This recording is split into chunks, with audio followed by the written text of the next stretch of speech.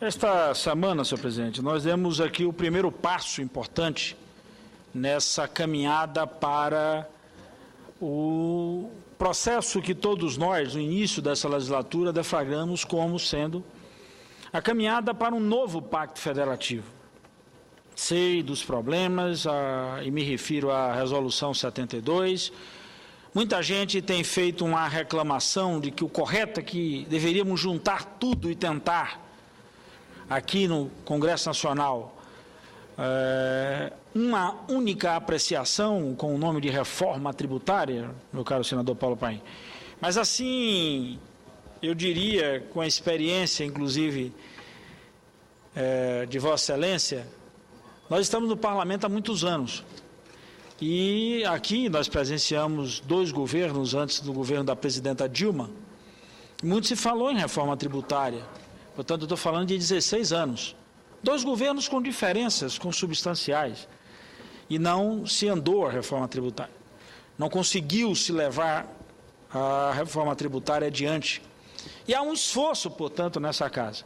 O esforço dessa semana foi no sentido de, com os programas do Brasil Maior, desonerar folha, mexer na questão do estímulo à indústria nacional. Mas a competitividade, ela não se estabelece só com medidas de governo. Nós precisamos ter medidas, inclusive, que provoquem a queda dessa que é um dos maiores problemas, ou seja, a carga tributária. E, particularmente, o passo que nós demos essa semana com a Resolução 72, buscando mexer na questão do ICMS importação, vai no sentido de uma vez por todas, pôr um fim nessa caminhada da guerra fiscal. Ela não é uma proposta, senador Agripino, que, digamos assim, do ponto de vista financeiro ou do ponto de vista da resolução imediata, mas ela é um sinalizador econômico. E alguém pode nos dizer, mas aí é retirar de um lugar e levou o quê para os outros? Por isso que nós discutimos também de modo associado 2 outros itens importantes.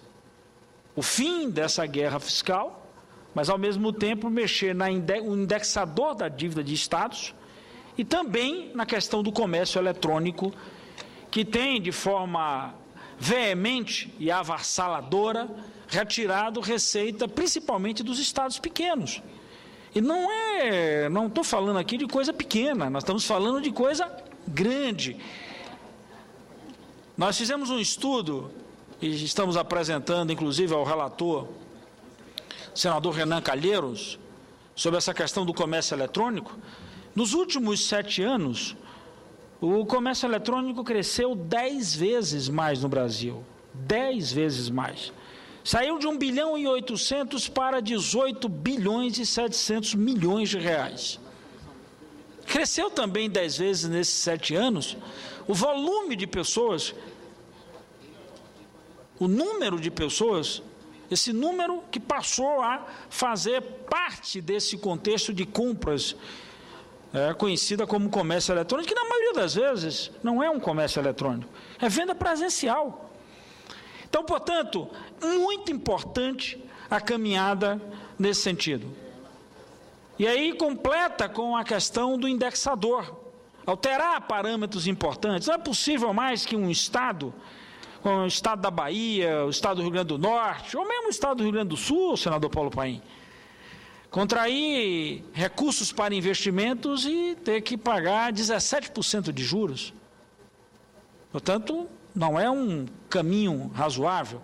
Você promove o endividamento do Estado, isso gera problemas, inclusive, numa rota de incentivo a crescimento, principalmente da infraestrutura, para atração de investimentos, para alterar o padrão econômico. Então, portanto, o desafio lançado aqui pelos líderes da casa, a gente recompor esse caminho e construir um novo pacto federativo, serve de um ponto, de um start, de um ponto de partida. Então, se esperarmos aqui, juntar todas essas coisas para aí, a gente começar a pensar o que fazer, o tempo não nos perdoará, até porque não realizaremos nesse tempo de espera algo concreto para ser apresentado. E ainda resta uma outra questão que é fundamental, senador Agrippino, principalmente para os nossos estados do Nordeste. Na medida que conseguimos mexer na Resolução 72, na questão do comércio eletrônico, no indexador da dívida de estados, nós temos que também apontar uma solução para o Fundo de Participação de Estados. Não só por obrigação, porque nós temos que fazer isso esse ano, mas pela outra obrigação, não pela obrigação legal da produção de uma nova legislação para a distribuição desse recurso, mas por uma outra obrigação, que é a obrigação da necessidade de uma repactuação da distribuição desses recursos. Cheguei, inclusive, a apresentar no Colégio de Líderes uma proposta para que nós pegássemos a tabela de hoje, tratássemos aquilo como piso e promovêssemos num processo adiante a partir do incremento de arrecadação, ou seja, do crescimento da arrecadação, a distribuição proporcional desses recursos, usando a tabela, inclusive até sugerida pelo senador Romero Jucá, permitindo assim que nós façamos, sem retirar dos estados, mas já apontando a perspectiva do crescimento futuro. Talvez se fizéssemos isso aqui na questão dos royalties, não estaríamos hoje engasgados com essa distribuição. E aí nós temos mais um outro passo seguinte, nós temos que também aproveitar essa caminhada e resolver a questão do Fundo de Participação de Municípios.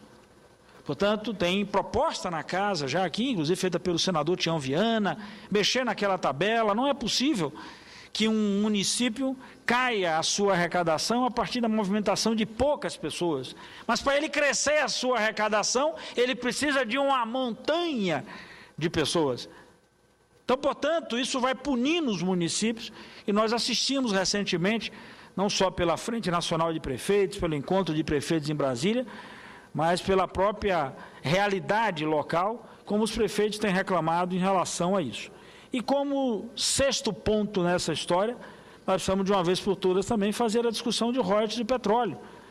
Matéria saída aqui dessa casa, aliás, quero tratar de royalties de um modo geral, petróleo e setor mineral.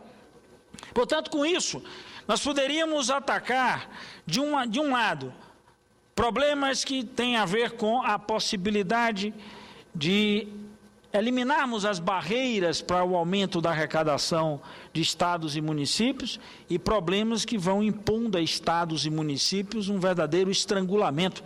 E me refiro aí à própria questão de juros e à incapacidade de estados e municípios em promover investimentos.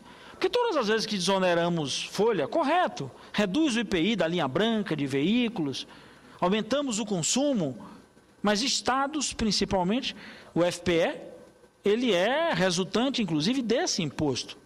Portanto, o nosso FPE sofre imediatamente. Então, se de um lado aquecemos a economia, com a outra mão, retiramos de estados e municípios recursos importantes para o seu funcionamento.